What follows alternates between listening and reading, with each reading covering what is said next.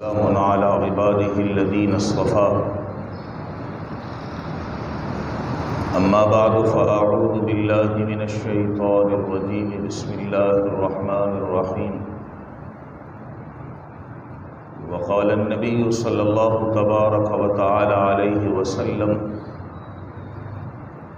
لله أرحم بعباده منها او کما قال صلی اللہ تبارک و تعالی علیہ وسلم۔ حضور اکرم صلی اللہ علیہ وسلم کی احادیث طیبہ میں سے ایک حدیث کا ایک حصہ تلاوت کیا ہے۔ دعا ہے کہ اللہ تبارک و تعالی اس کا صحیح مفہوم بیان کرنے کی اور ہم سب کو اس پر عمل کرنے کی توفیق نصیب فرما دے۔ مدینہ طیبہ میں ایک مرتبہ چند قیدی لائے گئے۔ ان قیدیوں کے درمیان ایک خاتون پریشان حال کسی کو تلاش کر رہی ہے۔ جس بچے کو دیکھتی اسے اپنے سینے سے لگا لیتی اور چومنا شروع کر دیتی۔ اس سے صحابہ اور حضور اکرم صلی اللہ علیہ وسلم سمجھ گئے کہ اس عورت کا بچہ گم ہو گیا ہے۔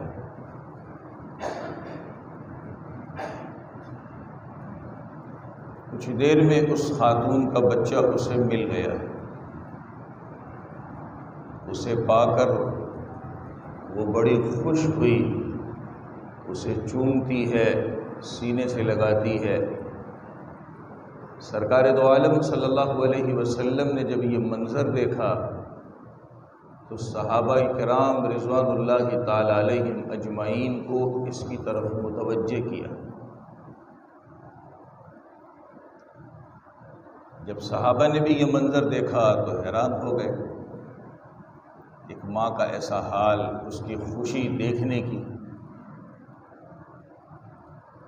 اس موقع پر رسول کریم صلی اللہ علیہ وسلم نے صحابہ سے ایک سوال کیا، کیا یہ عورت اپنے بچے کو آگ کے اندر جلانے کے لیے ڈال سکتی ہے؟ صحابہ کرام رضوان اللہ تعالی علیہم اجمعین نے عرض کیا، رسول اللہ یہ عورت کیسے اپنے بچے کو آگ میں ڈالے گی؟ اس موقع پر اللہ کے نبی نے یہ جملہ ارشاد فرمایا جو ابھی میں نے خطبے میں پڑھا۔ اللہ کے نبی نے فرمایا للہ ارحم بعبادہ منہا، اللہ کی ذات اپنے بندوں پر اس خاتون سے زیادہ رحم کرنے والی ہے، مہربان۔ اور آخر میں فرمایا کہ اللہ تعالیٰ کیسے اپنے بندوں کو جہنم کی آگ میں ڈالیں گے۔ یہ آخری بات آپ نے ارشاد فرمائی۔ دنیا کے اندر جس تعلق کو آپ لے لیں، میاں بیوی کا ہو، ماں باپ کا بچوں کے ساتھ ہو، استاد شاگرد کا ہو، پیر مرید کا ہو، دوستوں کا ہو، یہ تعلق، یہ محبت، یہ مہربانی کسی غرض سے خالی نہیں ہوتی۔ میں صرف ماں باپ کی غرض پر بیان کر دیتا ہوں، باقی آپ خود سمجھ جائیں۔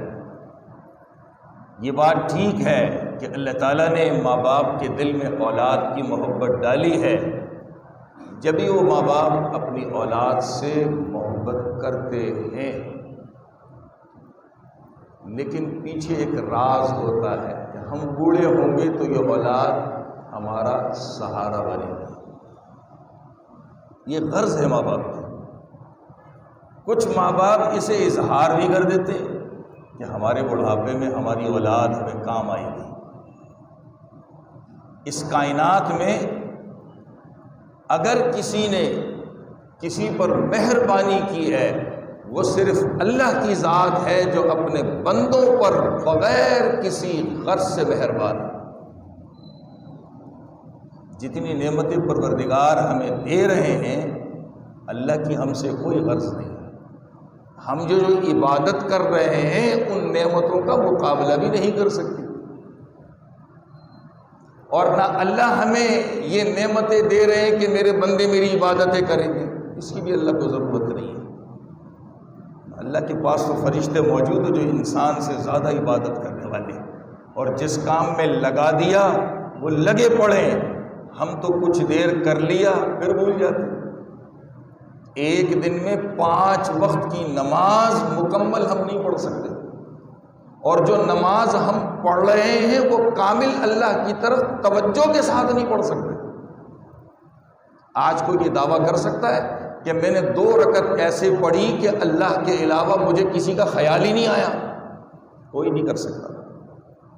پوری زندگی ہماری اس میں کھپ جائے گی مگر ہم 2 رکعت ایسی نہیں پڑھ سکتے۔ اس کے باوجود اللہ مہربان ہے، اللہ ہمیں اتنی نعمتیں دے رہا ہے ہم سوچ بھی نہیں سکتے۔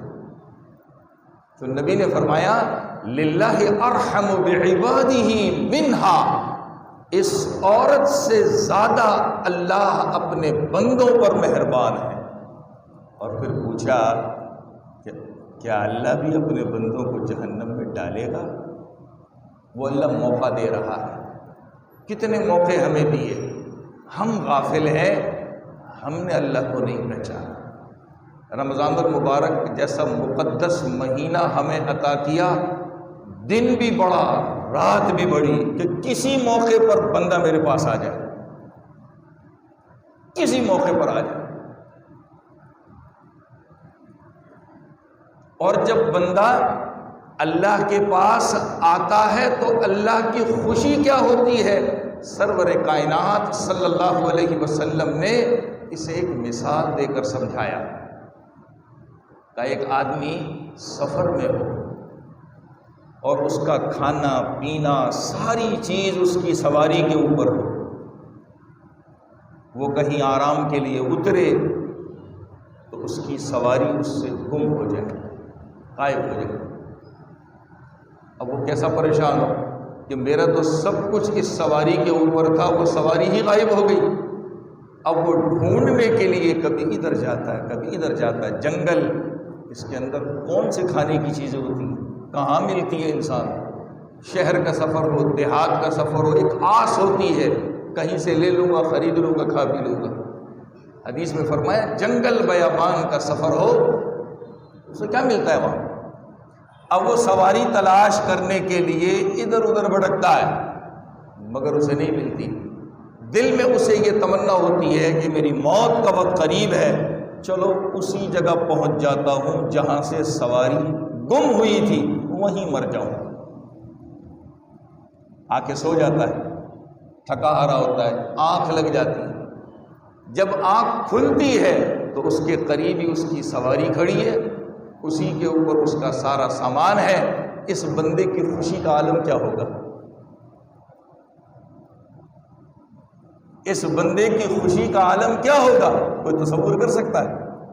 اب حدیث کا اگلا حصہ سنیے، نبی فرماتے ہیں یہ آدمی خوشی کے مارے جھوم اٹھتا ہے اور اپنی زبان سے کہتا ہے اے اللہ تو میرا بندہ ہے، میں تیرا رب ہوں۔ کہنا کیا چاہیے؟ تو میرا رب ہے، میں تیرا بندہ ہوں۔ وہ خوشی میں جھوم کر کہتا ہے تو میرا بندہ ہے، میں تیرا رب ہوں۔ یہ خوشی کے جذبات، جس آدمی کے اندر خوف ہوتا ہے الفاظ نہیں نکل پاتے، خوشی میں بھی ایسا موقع ہوتا ہے۔ تو نبی نے فرمایا وہ بندہ خوشی کے مارے کہتا ہے اے اللہ تو میرا بندہ ہے، میں تیرا رب ہوں۔ اسے کہنا چاہیے کہ تو میرا رب ہے، میں تیرا بندہ ہوں۔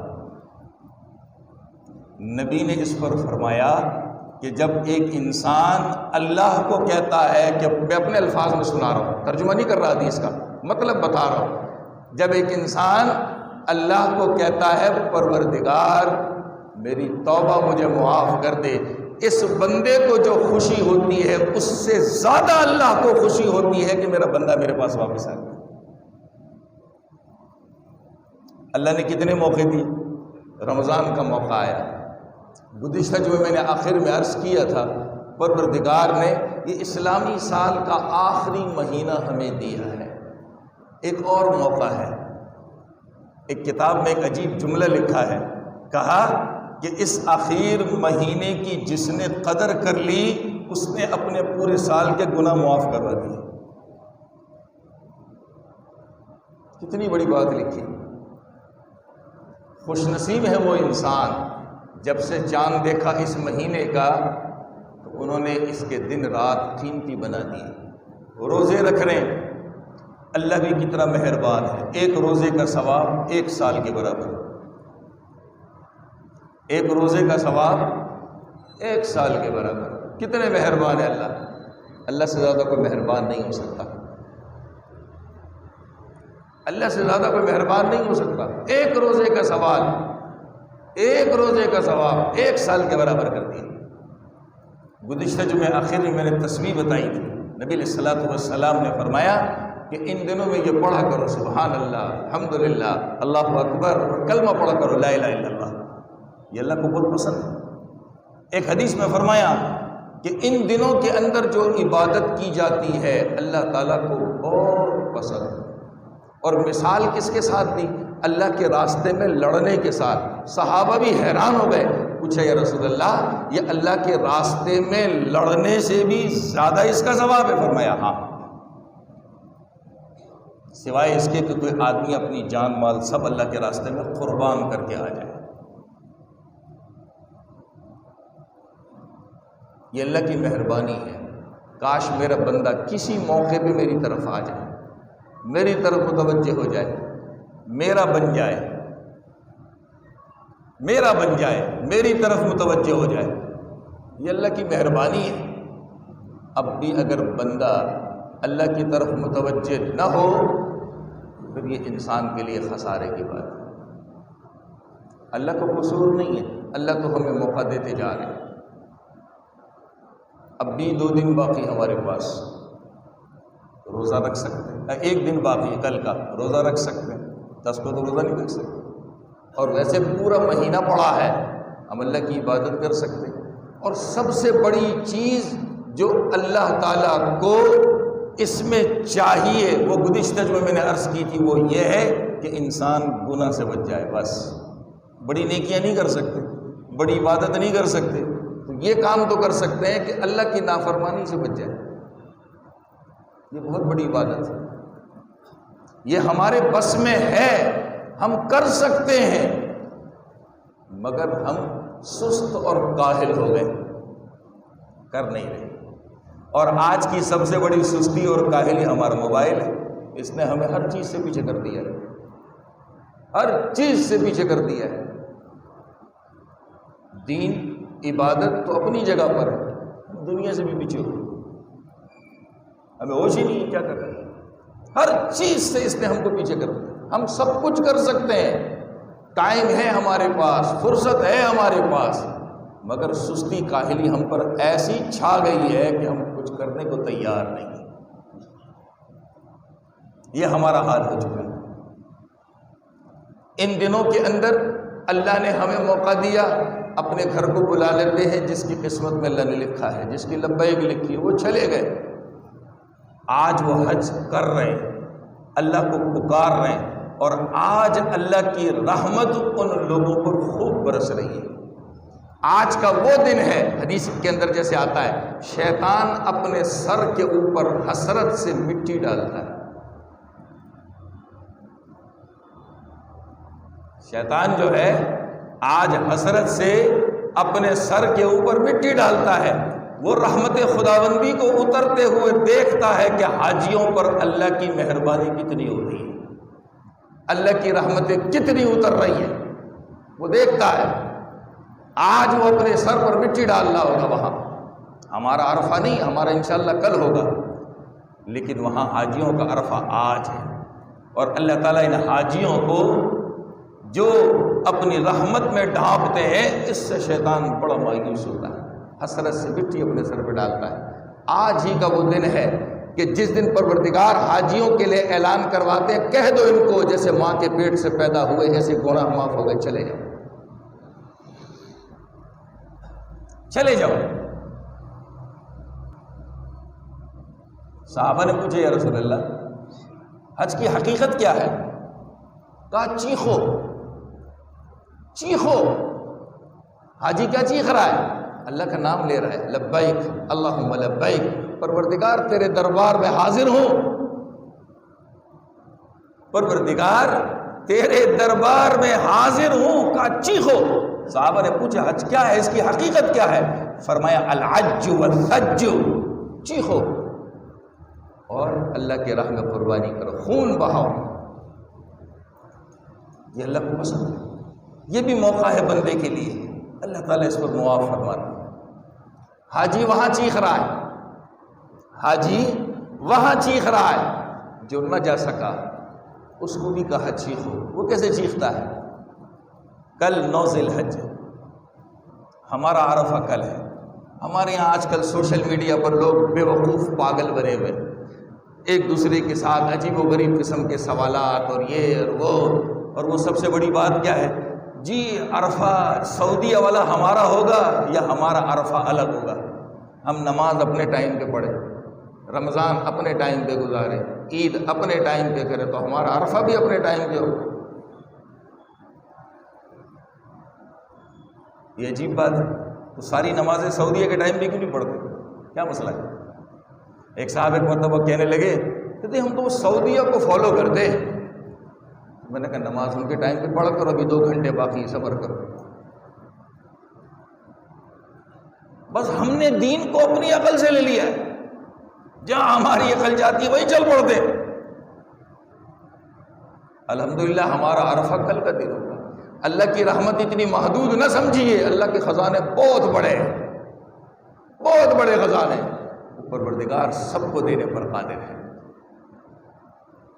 کل فجر کی نماز سے ہر نماز کے بعد تکبیر پڑھی جائے گی، اللہ اکبر اللہ اکبر، لا الہ الا اللہ واللہ اکبر، اللہ اکبر وللہ الحمد۔ کل 9 سے ہم شروع کریں گے۔ کل ہفتے کا دن ہے، اتوار پیر منگل، یہ 3 دن تو عید کے ہو گئے۔ بدھ کے دن نماز عصر تک پڑھنی ہے، مرد ہو یا عورت ہو، اکیلے نماز پڑھے جماعت سے نماز پڑھے، ادا نماز پڑھ رہا ہے وہ نماز قضا ہو گئی قضا کر رہا ہے، سب میں پڑھ رہا ہے۔ چھوٹ گئی تو کیا ہے، اللہ سے توبہ استغفار کر، بس۔ لوگ پریشان ہوتے، مولوی صاحب یہ ہو گیا، مولوی صاحب کچھ نہیں ہوا، چھوٹ گئی، رہ گئی، بھول گئے، توبہ کرو بس، اور کچھ نہیں، اور کچھ نہیں ہے۔ ایک مرتبہ پڑھنی، مرد بلند آواز سے پڑھتا ہے، خاتون آہستہ آواز سے پڑھتی، اس لیے کہ عورت کی آواز بھی پردہ ہے۔ گھروں میں بتائیں خواتین کو، اب تو چند سالوں سے ماشاءاللہ بڑی اچھی ایک ترتیب چل پڑی ہے کہ خواتین جو ہے اپنے مصلے کے اوپر ایک طرف اس دعا کو لکھ کے لگا دیتی ہیں تاکہ یاد رہے۔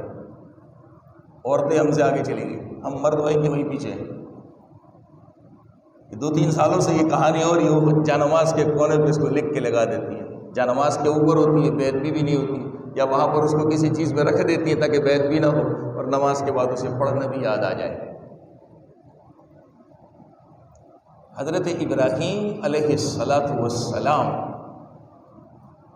جب حضرت اسماعیل کو ذبح کر رہے تھے، امتحان تھا، اللہ نے حقیقت میں ذبح نہیں کروا رہا تھا، امتحان تھا۔ ادھر حضرت جبریل آسمانوں میں تڑپ رہے تھے کہ ایک بچے کے ساتھ ایک باپ کیا کر رہا ہے، اور منتظر تھے کہ پروردگار کا حکم اب کیا آتا ہے۔ اللہ نے جو فیصلہ مقدر کیا تھا وہ وقت پورا ہوا تو جبریل کو حکم ہوتا ہے کہ جاؤ یہ دمبا لو اور ابراہیم سے کہو کہ تمہارے امتحان پورا ہو رہا ہے، اس بیٹے کے بدلے میں اس کو ذبح کر دو۔ میں نے ایک جملہ کہا، حضرت جبریل کیا کر رہے تھے، تڑپ رہے تھے۔ اب حضرت جبریل نے آسمان سے اترنا ہے تو قریب آنے کا انتظار نہیں کیا، دور سے ہی چیخے اللہ اکبر اللہ اکبر۔ حضرت ابراہیم تو نبی تھے، انبیاء کی زبان کو ان کو پہچانتے تھے، فرشتے ہی پہچانتے ہیں۔ جب یہ صدا سنی تو حضرت ابراہیم علیہ السلام کی زبان سے نکلتا ہے لا الہ الا اللہ واللہ اکبر۔ اب یہ دونوں باتیں حضرت اسماعیل علیہ السلام نے سنی۔ حضرت اسماعیل فرمانے لگے اللہ اکبر وللہ الحمد۔ بس یہ طریقہ قیامت تک مسلمانوں میں چل پڑا، قیامت تک چلا دیا اللہ تعالیٰ نے۔ یہ اس کا پس منظر ہے، قیامت تک مسلمان اس کو پڑھتا رہے گا۔ ہم نے کب سے شروع کرنی ہے؟ کل انشاءاللہ نماز فجر سے۔ اور کب تک پڑھنی ہے؟ عید کے چوتھے دن کی نماز عصر تک۔ اور عید کی نماز پڑھیں گے تو اس کے بعد بھی پڑھی جاتی ہے، تقریباً یہ کوئی 25 نمازیں بنتی ہیں۔ کل کا دن یہ بڑا اہم دن ہے۔ یہ مت سمجھیے کہ سعودیہ والوں نے آج یوم عرفہ گزار دیا اب ہمیں کچھ نہیں ملے گا۔ بہت اہم دن ہے۔ کیا کرنا ہے؟ پہلا کام، رسول کریم صلی اللہ علیہ وسلم نے فرمایا جو آدمی اپنی زبان، اپنے کان، اپنی آنکھ، کتنی چیزیں ہو گئی؟ 3، زبان، کان، آنکھ، ان چیزوں کی حفاظت کر لے۔ کل عرفے کے دن کی بات ہو رہی ہے، 9 ذی الحج کی، کل جو ہمارا عرفہ ہے، ان 3 چیزوں کی جو حفاظت کر لے، اگلے سال کے عرفے تک کے اللہ گناہ اس کے معاف فرما دیں گے۔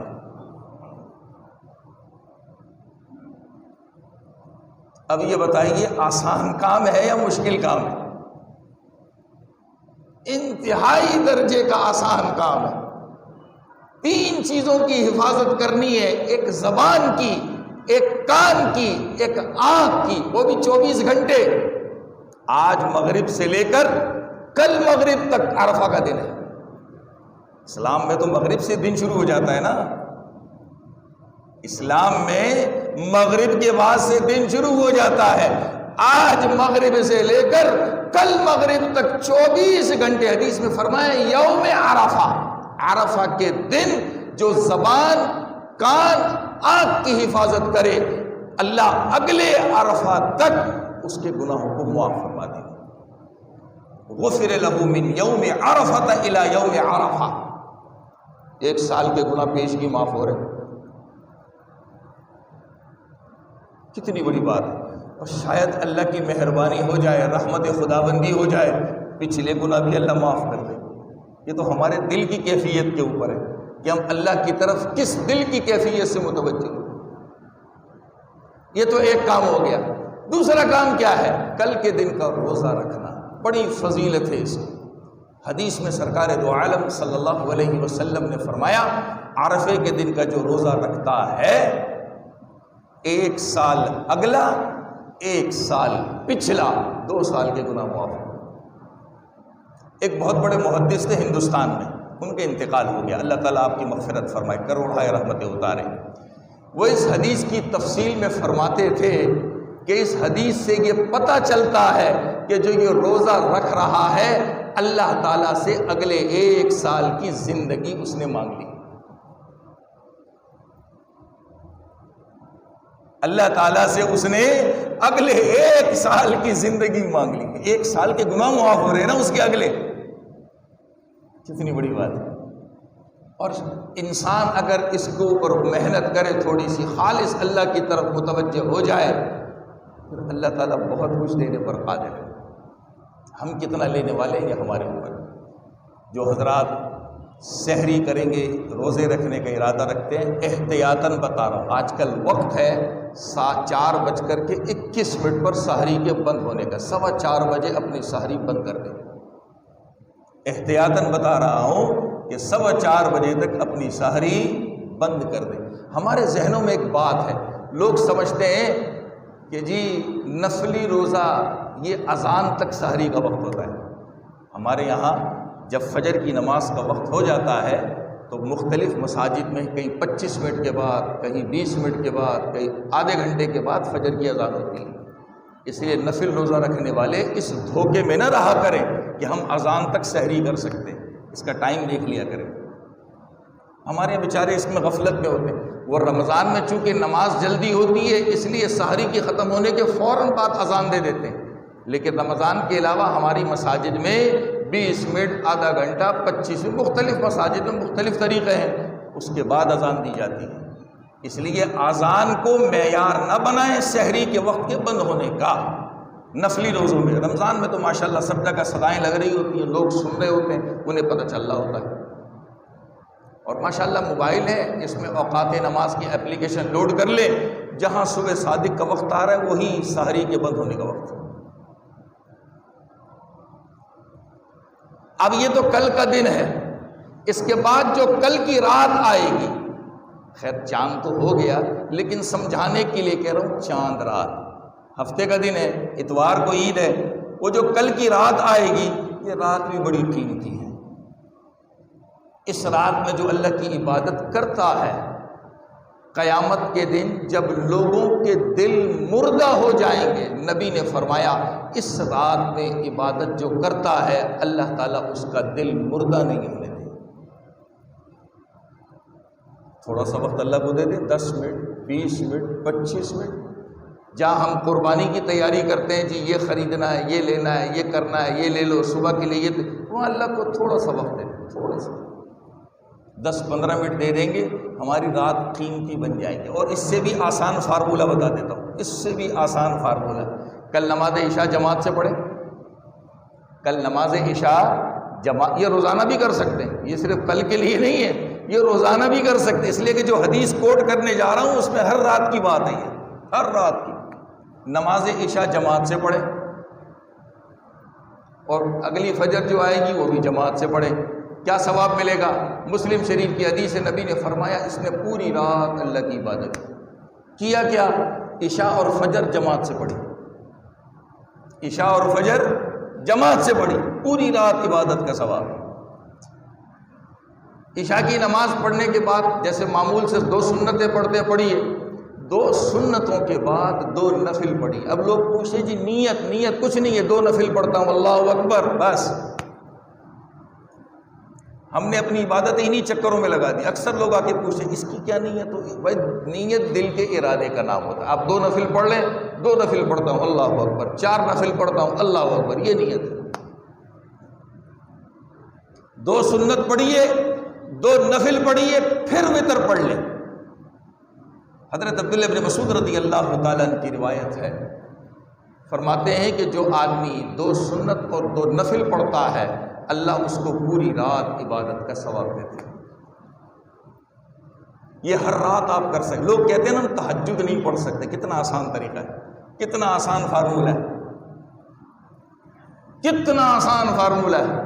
2 رکعت سنت پڑھیے، 2 رکعت نفل پڑھیے، پھر وتر پڑھ لیجیے، تہجد کا ثواب آپ کو مل گیا۔ ہاں وہ بات الگ ہے، آدمی سو جائے پھر اٹھے تو محنت ہے، مشقت ہے، اس کا ثواب بڑھتا ہے، وہ بھی تہجد ہے، یہ بھی تہجد ہے۔ تہجد کا وقت عشاء کے فرضوں کے بعد شروع ہو جاتا ہے۔ ہمارے ہاں لوگ سمجھتے ہیں جب میں سو کر اٹھوں گا پھر شروع ہوگا، یہ ہمارے ابا نے نہیں بنایا ہے، اللہ نے بنایا ہے۔ یہ شریعت ہماری کھوپڑی پہ نہیں چلتی ہے، اللہ کے بتائے ہوئے طریقے پہ چلتی ہے۔ یہ سب کھوپڑی کی باتیں اپنے پاس رکھیں، شریعت بہت آسان ہے۔ حضرت ابو ہریرہ رضی اللہ تعالیٰ عنہ سے نبی نے فرمایا تھا، ابو ہریرہ تو رات کو سونے سے پہلے تہجد پڑھ کے سو جایا کر۔ اب بتائیے نبی کا فرمان ہمارے لیے مقدم ہے یا ہماری کھوپڑی کی بات؟ ہماری سوچ کیا ہے؟ نہیں جی سو کے اٹھوں گا نا پھر تہجد کا وقت شروع ہوتا ہے، یہ ہماری سوچ ہے، شریعت نہیں ہے، یہ ہم نے بنایا ہوا ہے، شریعت نہیں ہے۔ نبی نے ابو ہریرہ رضی اللہ عنہ سے کیا فرمایا؟ ابو ہریرہ تو سونے سے پہلے تہجد پڑھ کے سو جایا کر۔ اس رات کو بھی قیمتی بنا۔ اگلا دن قربانی کا ہے، اللہ تعالیٰ اس میں کیا فضیلت رکھی ہے، اللہ نے کیا کچھ دیا ہے، بڑی فضیلت کا دن ہے۔ اور اللہ تعالیٰ کو اس دن جو عمل پسند ہے وہ قربانی کا پسند ہے۔ جو صاحب ثروت ہے، صاحب نصاب ہے، وہ قربانی کریں۔ اس سال کچھ حالات ہیں انسان کو، لوگ بیچارے پریشان ہیں، جی میں ہر سال قربانی کرتا تھا، اس سال نہیں کر پا رہا ہوں، قرضے ہیں، کاروبار نہیں ہے، پریشانیاں ہیں۔ کوئی مسئلہ نہیں، اللہ سے مانگیے، اللہ آسانی دے گا۔ لیکن لوگوں کے سامنے گائیے مت، یہ ناشکری ہے۔